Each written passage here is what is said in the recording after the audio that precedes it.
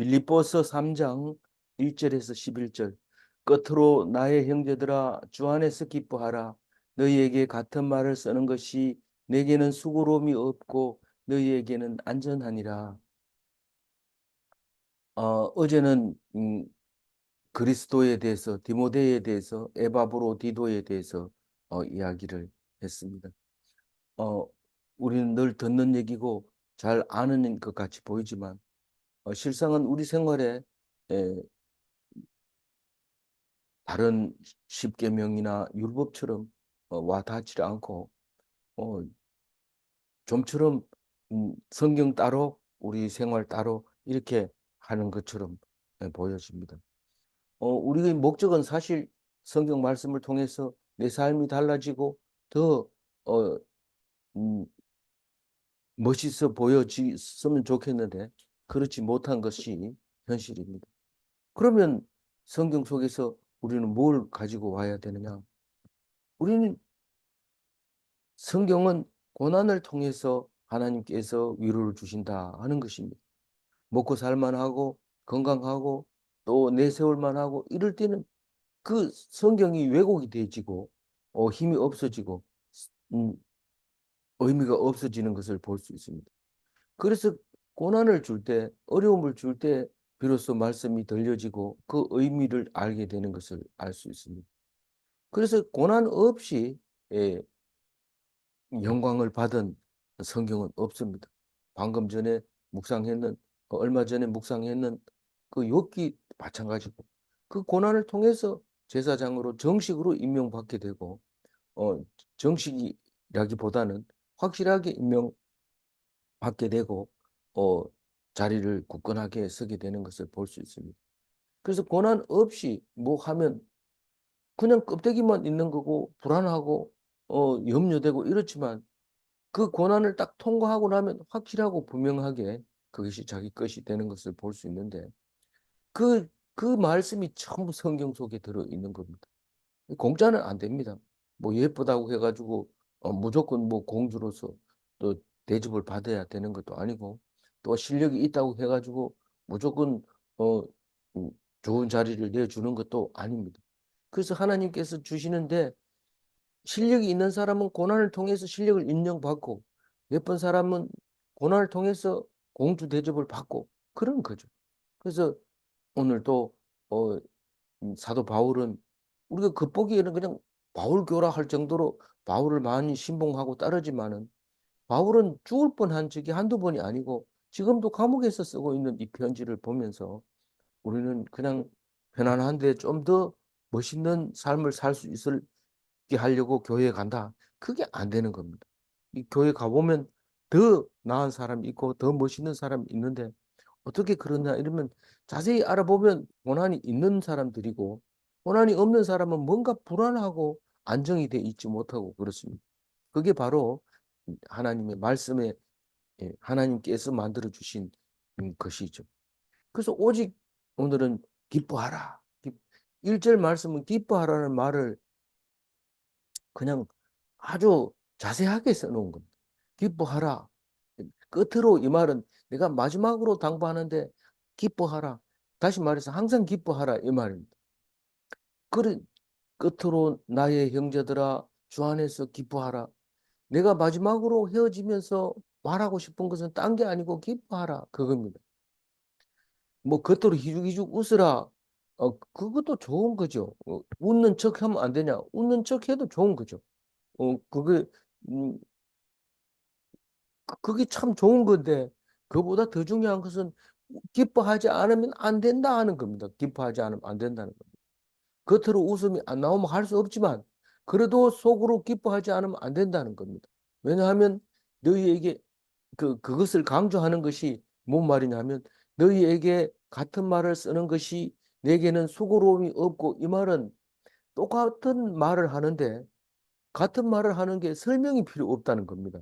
설명이 필요 없으니까 수고로움이 없다는 겁니다.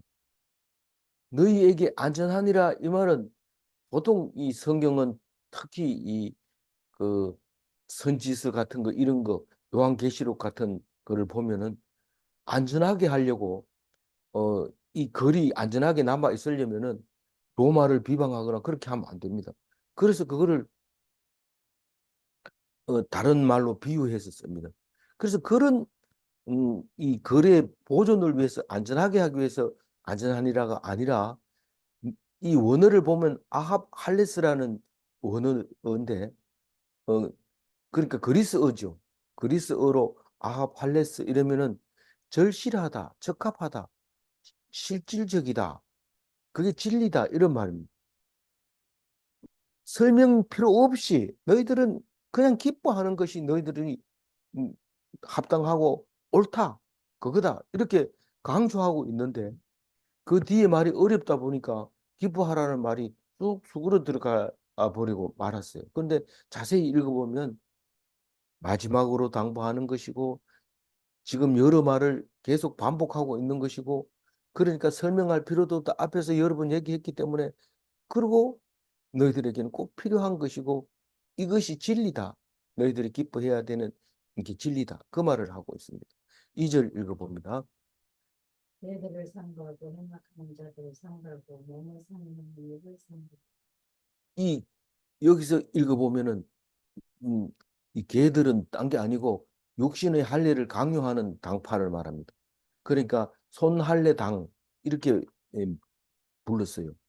손할례당이라고 하면 막 이 개처럼 돌아다니면서 아무나 붙들고 너 하나님 믿는다고 그러면 할례를 해야 돼. 보자 할례 했는지.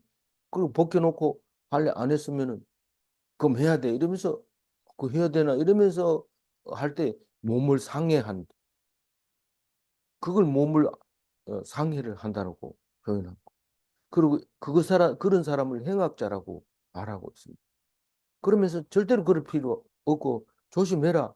그들 앞에서는 차라리 얘기하지 말아라. 내가 뭐 하나님의 백성이다. 예수 믿는다. 이렇게 얘기하지 마라. 그 사람들은 기독교를 방해하고 있는 사람들이다. 그렇게 말하고 있습니다. 삼가라. 이런 조심해서 삼가 명복을 빕니다. 이럴 때 삼가 그 삼가는 조심해서 어, 그런 말입니다. 3절 읽고 하나님의 성령으로 봉사하며 그리스도 예수로 자랑하고 육체를 신뢰하지 아니하는 우리가 곧하여.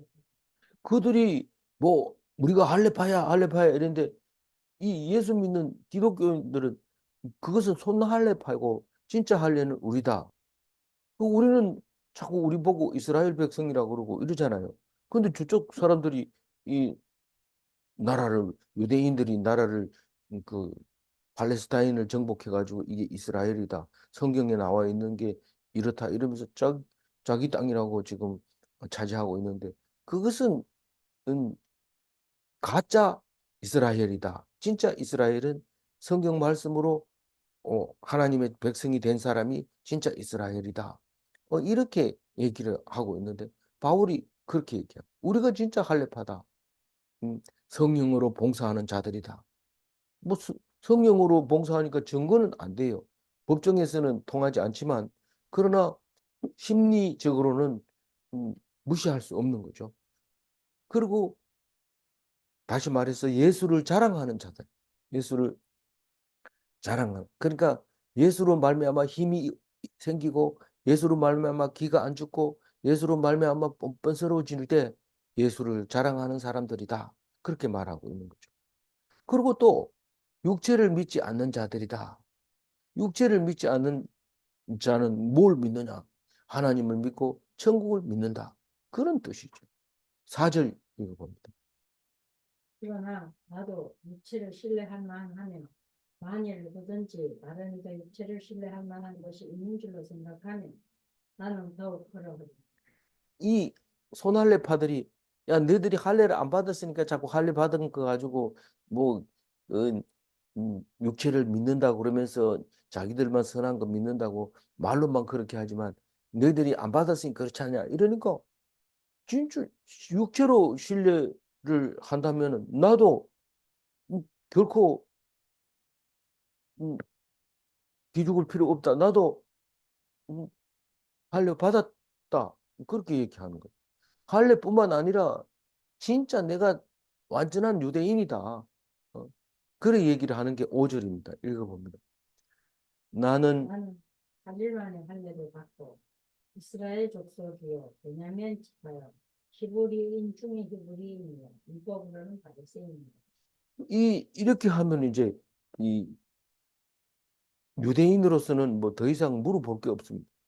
할례를 언제 했느냐가 중요한데 8일 8일 만에 할례했다는 건 유대인으로서 다시 말해서 이스라엘 족속으로서 확실한 거고 베냐민 지파 그 중에서도 여기 유대인이라는 말을 안 쓰잖아요. 그러면 유대인하고 베냐민 지파하고는 사실은 다른 거죠. 다른 건데 그렇게 이제 유대인을 유대인이라고 말을 안 하고 이스라엘 족속이라고 얘기를 하는 거예요. 지금도 유대인들이 하면 싫어하죠. 이스라엘 족속이라 해야 왜냐하면 베냐민 지파도 또 뭐 시몬 지파도 다 자기 그 이스라엘 족속인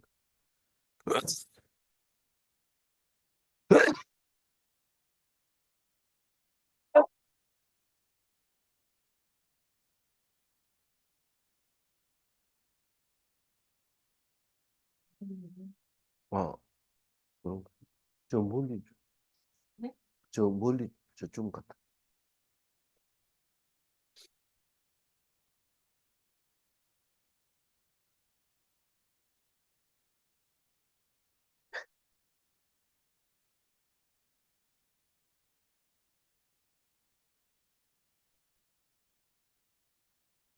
그러니까 그 베냐민 지파는 사실 유대인에게서 제일 가까운 지파입니다.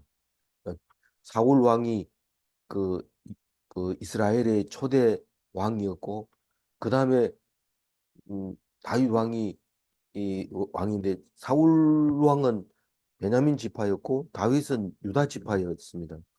그런데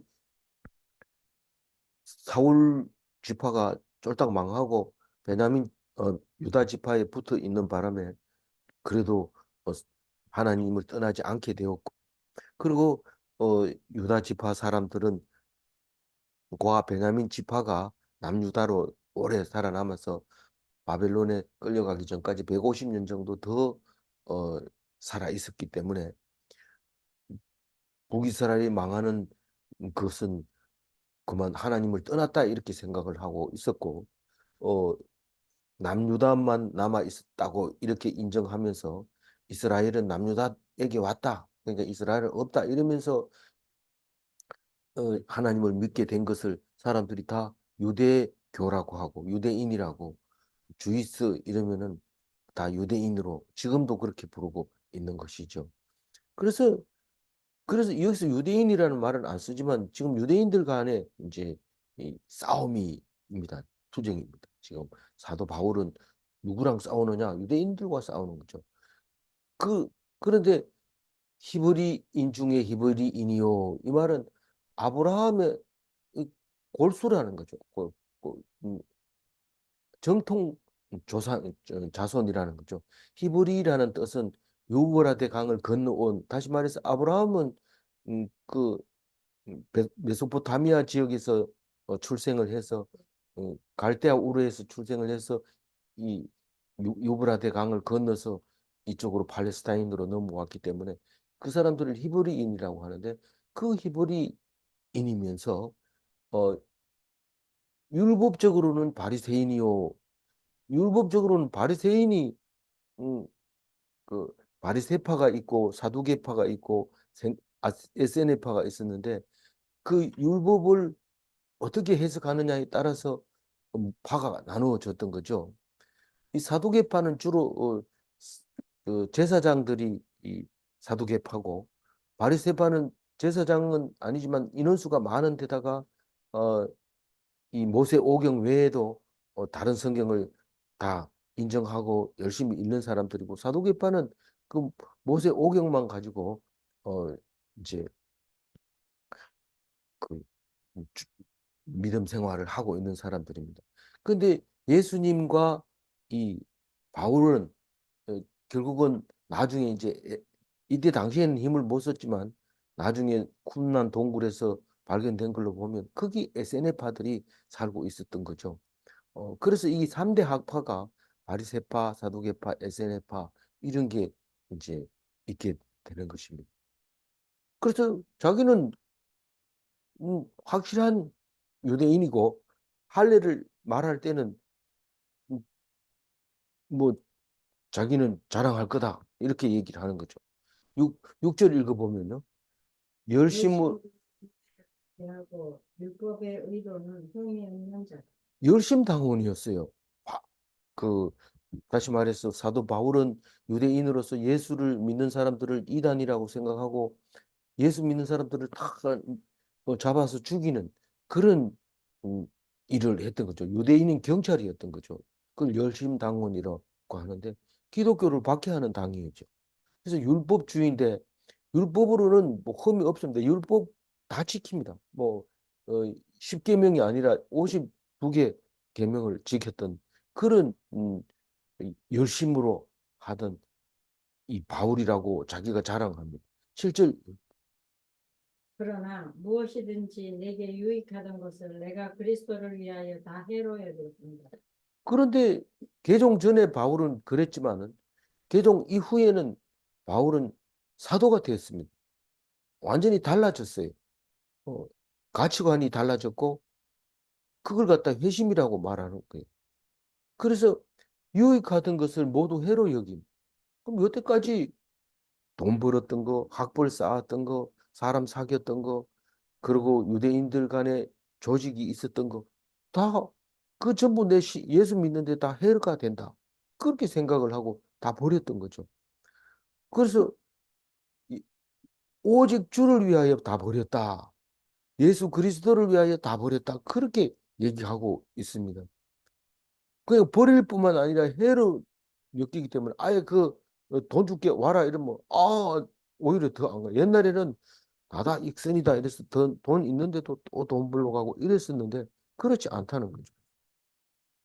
8절 또한 모든 것을 해로 여김은 내 주 그리스도 예수를 아는 지식이 가장 고상하기 때문이다. 내가 그를 위하여 모든 것을 잃어버리고 예설물로 여기면 그리스도를 얻고. 그러니까 이때 당시에 그 그리스 그리스 문화가 지금 한창 그 성행하고 있었고 그리스 철학 이러면은 세계에서도 어떻게 에, 음, 견줄 만한 그런 이론이 없었던 그런 철학의 시대였는데 이 사람은 가장 고상한 지식이라고 얘기를 합니다. 예수를 아는 지식이. 그거를 나중엔 진리 지식이라고 얘기를 하는데 이 단어는 진리라는 단어는 어디든지 막 씁니다. 철학에서도 진리라는 말을 쓰고 다른 종교에서도 진리라는 말을 쓰지만 이건 지금 예수를 아는 지식 이러면 이게 진리 지식이다. 그렇게 얘기를 하는 것이죠. 그래서 그 지금까지 가지고 있었던 지식이나 학문이나 재물이나 사람이나 능력이나 이런 것들 전부 해로 여기는 것이 진리 지식이 진리 지식 때문에 그렇다는 거죠. 그래서 내가 그를 위하여 모든 것을 잃어버리고 배설물로 여기면 잃어버린다는 거하고 버린다고 하고 또 조금은 다르죠. 버리는 거는 일부러 억지로 떼내는 거고 잃어버리는 것은 그냥 가만 놔두고 생각을 안 하는 거고 이 배설물로 여긴다는 것은 뒤도 안 돌아다 본다. 그런 게 배설물이거든요. 그래서 그걸 그리스도를 위해서 그렇다고 얘기를 하고 있습니다. 그러니까 버려야지 예수를 얻지 이것도 가지고 저것도 가지면 안 됩니까? 안 된다는 거예요. 이 바울 얘기는 돈도 많이 가지고 믿음 좋다 이런 소리 들으면 안 됩니까? 안 된다는 거예요. 우리가 큰 교회 다닐 때 돈 많은 사람이 이 참 그 장로고 또 권사고 또 성가대도 하고 봉사도 잘하고 이러는데 신앙생활 하는 거 보면 뭐 좀 애로사항이 있어요. 애로사항이 있어요. 뭐 힘들다는 얘기입니다. 뭐가 그렇게 힘든데 돈은 있는데 이게 적응이 잘 안 되잖아요. 그래서 뭐 결국은 교회에서 징계가 나가기도 하고 그런 것을 우리가 볼 수 있는데 교만하면 돈이 있고 힘있고 잘생기고 이러면은 교만하지 않을 수 없어요. 남을 나보다 낫게 여길 수가 없다 이 말입니다. 그러면 결국은 교회에서 징계가 나가고 하나님이 그것을 옳지 않다고 얘기를 합니다. 우리 그 고난이 어떤 의미를 가지고 있는지 지금도 이 바울의 이 8절 말씀으로도 깨달을 수 있는 말씀입니다. 9절 읽어봅니다. 그 안에서 발견되려 하는 내가 가진 의는 율법에서 난 것이 아니요 오직 그리스도를 믿음으로 말미암아 온 것이 말미암은 것이니 곧 믿음으로 하나님께로부터 난 의. 이 발견된다 하는 말을 여러 군데서 이 바울은 씁니다. 이 발견된다는 것은 항상 그 생각만 하고 있어요. 내가 만약에 음, 예수님이 오신 그날 어떻게 발견될까? 술집에서 발견될까? 아니면 뭐 어디서 발견될까? 이렇게 교회 안에서 아니면 기도실에서 어떻게 발견될까? 아, 이 예수님으로 인해서 내가 어떻게 발견될까? 내가 숨질 때는 교회를 욕하고 죽을까? 아니면은 예수님을 부르면서 기쁨으로 죽을까? 어떻게 발견될까? 그것을 얘기합니다. 그래서 그날 예수 안에서 발견되리고 하는데 그것이 옳다는 겁니다. 그것이 옳다. 그래서 내가 가진 의는 옳다는 거죠. 의라는 것은. 율법에서 난 게 아니다. 내가 여태까지 율법을 공부해 보니까 전부 거짓말이더라. 안식일을 안 지키면 죽인다 이런데 내가 안 지킨 게 몇 번인데도 한 번도 안 죽었다. 이런 그런 거죠. 음. 그게 율법에서 난 의가 아니고 오직 그리스도를 믿음으로 말미암은 것이다. 믿음만 하나님이 나를 안식일을 안 지켜도 하나님께서 나를 옳다고 인정한다. 그 믿음만 가지면 안식일을 안 지켜도 돼요. 근데 그 믿음도 없이 안식일도 안 지키면 그거는 하나님 백성이 아니거나 이미 하나님이 이 죽인 거죠. 죽인 거죠. 살아 있으나 산 게 아니죠. 그게. 그런데 그 믿음으로 하나님께서 난 의가 우리는 뭐라고 얘기합니까? 그러니까 하나님이 준 선물이라는 겁니다. 하나님께서 난 의. 다시 말해서 믿음이라고 하는 것이 하나님이 준 선물이라는 겁니다. 그래서 그 믿음을 주면은 우리는 어떻게 돼요? 의롭게 되는 거예요. 옳다고 인정받는 거죠. 그래서 그거를 신학적으로 이신 덕의, 이신 칭의 이런 말을 쓰게 됩니다. 그래서 믿음으로 의롭다함을 받은 사람은 삽니다. 그래서 믿음으로 의인은 믿음으로 살리라. 그 말이 이해가 되셔야 돼요. 맨 처음에는 이해가 잘 안 됩니다. 의인은 믿음으로 말미암아 살리라 이 말이. 믿음 때문에 의롭고 의 때문에 구원받는 것을 말하고 있는 거죠. 근데 그게 구약에 적혀 있는 거죠. 그 놀라운 일이죠, 그 말이. 10절 읽어봅니다. 내가 그리스도와 그 부활의 권능과 그 고난에 참여함을 알고자 하여 그의 죽으심을 받아. 그러니까 10절하고 11절 얘기는 내가 지금 죽은 자 가운데서 부활하려고 한다. 그 얘기입니다. 사실 우리가 이게 말이 껑충껑충 뛰는 것 같이 보이지만은 그게 다 같은 말이에요. 같은 말. 근데 우리는 따로따로 제목을 삼아가지고 앞에 거는 놓쳐버리고 뒤에 거 이렇게 하는데 사실 그렇게 하는 것이 죽은 자 가운데서 살아나는 것이다. 뭐가요? 믿는 것이 음, 죽은 자 가운데서 살아나는 것이다. 그러면 믿는 게 하나님이 주는 거니까 내가 간, 하는 거 아니잖아요. 내가 하는 거 내가 하는 게 아니라 내가 하는 건데 하나님 줘야 한다 이 말입니다. 그래서 내가 안 믿어지는데 하나님 안 주는 거 어떻게 해요? 안 주면은 할 수 없어요. 그러나 안 주면은 원하면은 기도를 하면 하나님 주신다는 거죠. 언제 줘요? 그건 모르죠.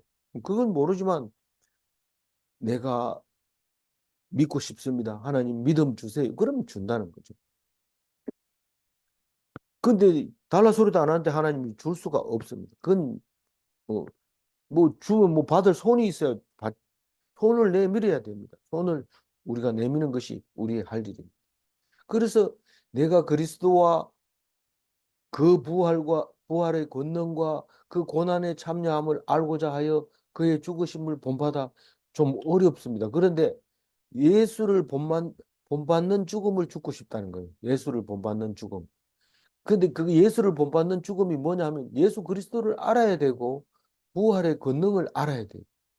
그리고 그리스도의 고난을 알아야 예수를 본받는 죽음이 되는데 그게 왜 그러냐면 11절 읽어봅니다.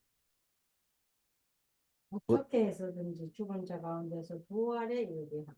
그러니까 그리스도를 알고 부활의 권능을 알고 그 고난을 알고 그 어떤 모습으로라도 권능으로라도 고난으로라도 그리스도의 그 하나님이 주신 그것으로라도 어떤 것으로라도 내가 무슨 일을 당하더라도 나는 부활하려고 그런다. 부활을 하나님이 시켜주는 거지 네가 하는 거냐? 그러니까 내가 가만히 있는다고 해서 부활시켜 주는 게 아니고 예수를 닮아서 예수의 죽음을 닮아갈 때 하나님이 부활시켜 주신다. 그걸 믿는 게 내가 부활하려고 한다. 이 말입니다. 11절 다시 읽고 정리를 하겠습니다. 어떻게 해서든지 죽은 자 가운데서 부활에 이르게 하라. 네. 어, 죽지 않고는 부활이 없습니다. 떠내려가는 사람을 건졌으면, 하나님이 나를 구원해 주셨다. 이 말 자체는 틀린 게 아닌 것 같은데, 그게 구원이 아닙니다. 그거는 살려준 건데, 우리의 부활은 죽은 자 가운데서 살아나는 걸 부활이라 하고, 그 부활로 구원된 것을 우리가 목적으로 하고 있습니다.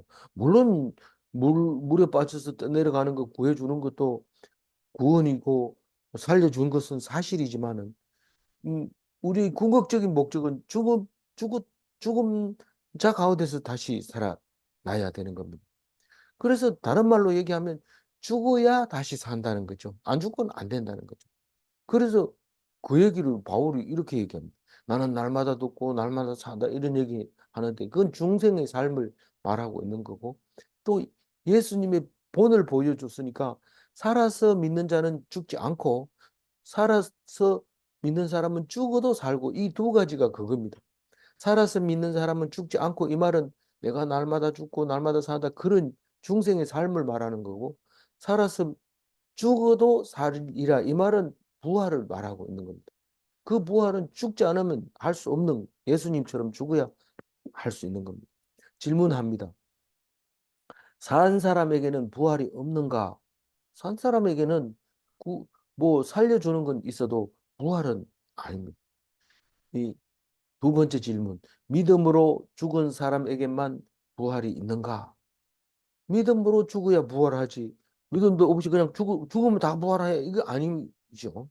믿음으로 죽었을 때 예, 부활합니다. 그게 예수님이 본을 보여주신 겁니다. 어, 아무쪼록 오늘 사도 바울의 말씀을 기억하면서 오늘 어, 주일을 보내시기 바랍니다. 세상 사람들에게 세속적인 사람들에게 흔들리면 안 됩니다. 어, 이렇게 해야 된다, 저렇게 해야 된다. 어, 하늘 수박 찾아서 돌아다니지 말고 하나님 말씀에 꼭 붙잡혀서 진리 지식에서 꼭 어, 진리가 너희를 자유케 하리라 하는 그 말씀을 가지고 오늘 또 자유로운 주일이 되시기를 주님의 이름으로 축원드립니다. 기도하겠습니다. 하나님 감사합니다. 사도 바울이 목숨을 내놓고 결국은 예수님처럼 십자가에 달려 죽지 못하고 목이 잘려 죽지만은 그러나 하나님 보시기에는 그렇게 죽은 것이 예수님을 닮은 것이다 라고 말할 것으로 믿습니다. 예수님처럼 죽은 사도 바울이 우리는 부활하시, 부활한 바울은 볼 수 없었으나 부활한 것을 믿습니다. 주님, 우리도 바울처럼 이 세상의 삶을 살아서 믿어서 죽지 않는 중생의 삶을 살아가는 그리스도인의 삶이 되게 하여 주옵소서. 오직 주님만 의지하게 하여 주옵소서. 감사하옵고 우리 주 예수 그리스도 이름으로 기도 올리옵나이다. 아멘.